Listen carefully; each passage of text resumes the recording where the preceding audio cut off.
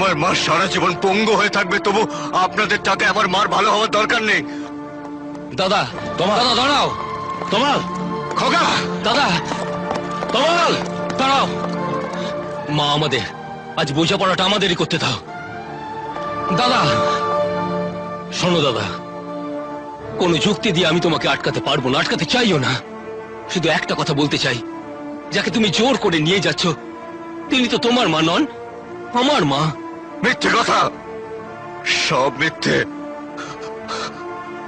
হিমা শুধু আমার মা। দাদা তুমি তো ভাগ্যবান, নিজের মাকে হারিয়ে মা পেয়েছ। তিল তিল করে তার স্নেহের আঁচলের নিচে তুমি বড় হয়েছ, মাকে ভালোবাসতে শিখেছ। আর আমি জন্মের পর থেকে শুধু মাকে ঘৃণাই করেছি।